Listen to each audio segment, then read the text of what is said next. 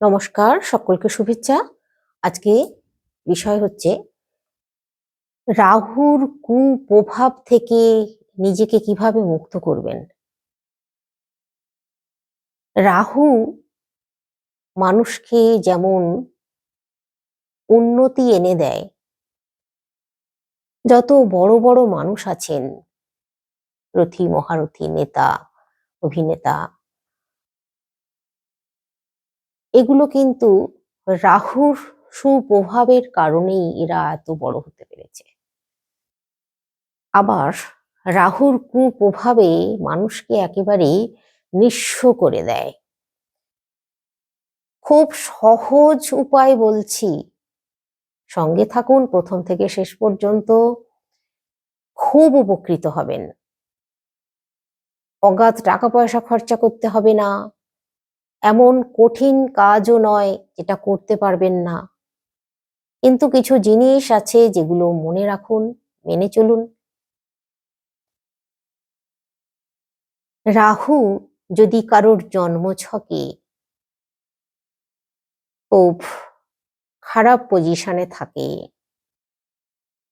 দেখুন রাহু তো উপছায়া, রাহু কেতু, এর কুপ্রভাবে মানুষের জীবন তছনছ হয়। এই রাহুকে শান্ত রাখার জন্য উপায়টা তো বলবোই, তার আগে আপনাদেরকে বলি, রাহুকে শান্ত রাখার জন্য আপনাদেরকে করতে হবে কি, সবার প্রথম যে কাজটা, সেটা হচ্ছে প্রতিদিন মাথায় তেল মেখে স্নান করতে হবে। অল্প করে, বেশি বলছি না, জপজপে করে নয়। আর মাথা পরিষ্কার রাখতে হবে। সপ্তাহে অন্তত একদিন মাথায় শ্যাম্পু করতেই হবে। খুব পরিষ্কার রাখতে হবে মাথা। নিজের জামা কাপড় পরিষ্কার পরিচ্ছন্ন রাখতে হবে। একই জামা কাপড় ব্যবহার করা যাবে না, এটা মনে রাখুন।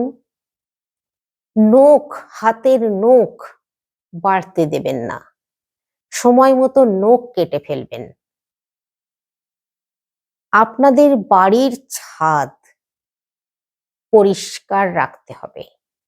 বাড়ির ছাদে যেন, এই যে অনেকের বাড়ির ছাদে ট্যাঙ্কি থাকে জলের, আর সেখানে অশ্বত্থ গাছ জন্মায়, এই অশ্বত্থ গাছ জন্মালে কিন্তু রাহুর কোপে পড়তে হয়।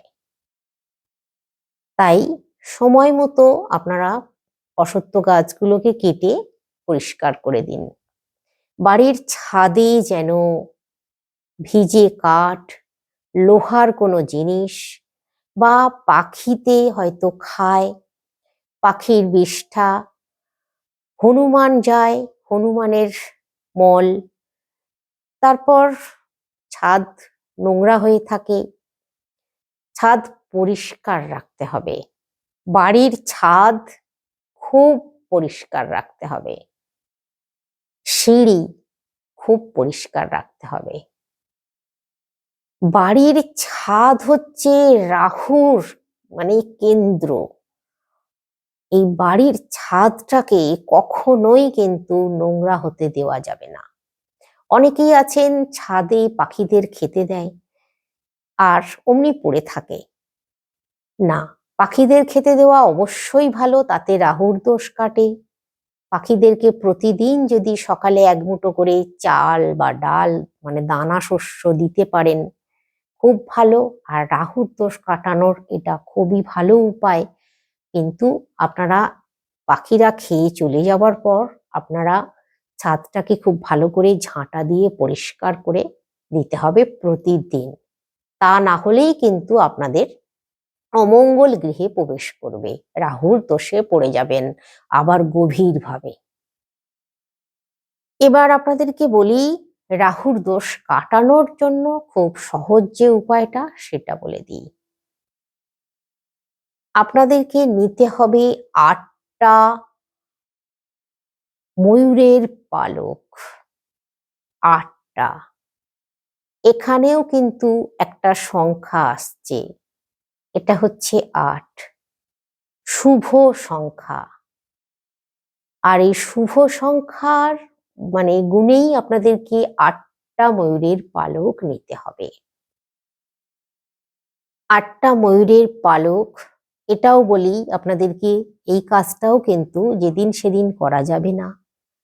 আপনাদের ঘরের কাছাকাছি যদি মন্দির আছে, যে কোনো মন্দির, রাধাকৃষ্ণের মন্দির থাকলে বেশি ভালো হয়, যদি না থাকে মহাদেবের মন্দির আছে, মা কালীর মন্দির আছে, যে কোনো মন্দির আছে, যে কোনো মন্দিরে চলে যান বাড়ির সামনাসামনি, ওই পালকগুলোকে নিয়ে, 8টা পালক নিয়ে এই কাজটা করবেন।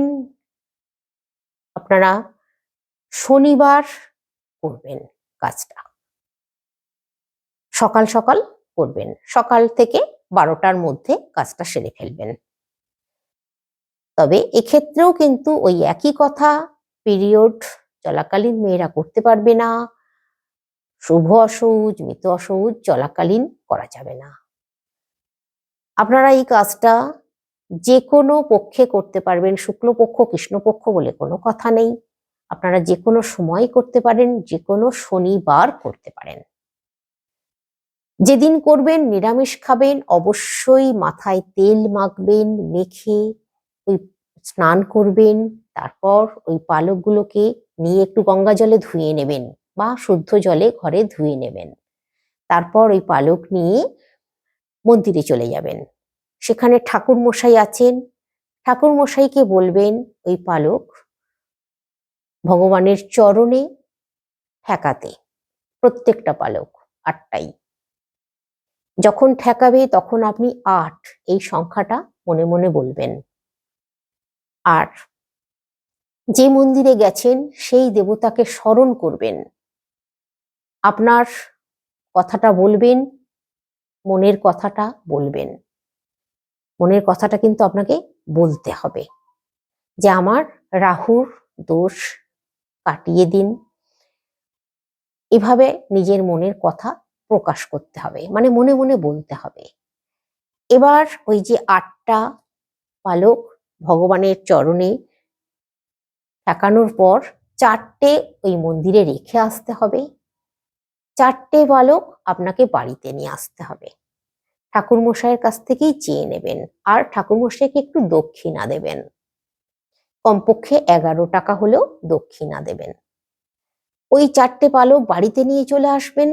বাড়িতে নিয়ে এসে আপনাদের দক্ষিণ দিকের দেওয়ালে ওই 4টে পালক রেখে দিতে হবে, দক্ষিণ দিকের দেওয়ালে। এটা করুন, আর যেগুলো বললাম সেগুলো করুন, দেখুন আপনারা আগের থেকে অনেক ভালো থাকবেন, আর্থিক উন্নতি করতে পারবেন, রাহুর দোষ থেকে সম্পূর্ণ মুক্ত হতে পারবেন। আমি এতটাই জোর দিয়ে বলছি। অবশ্যই কমেন্ট করে আমাকে জানাবেন।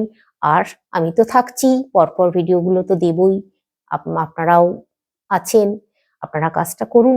কাজটা করার পর যদি মনে হয় তখনও আমাকে জানাতে পারেন কাজটা উপকার পেলেন কিনা, বা আপনাদের কেমন লাগছে, আমি যেগুলো তথ্যগুলো আপনাদেরকে জানাচ্ছি বলছি সেগুলো আপনাদের ভালো লাগুক বা মন্দ লাগুক, অবশ্যই কমেন্ট করে লিখে আমাকে জানান, আমি উপকৃত হব তাহলে।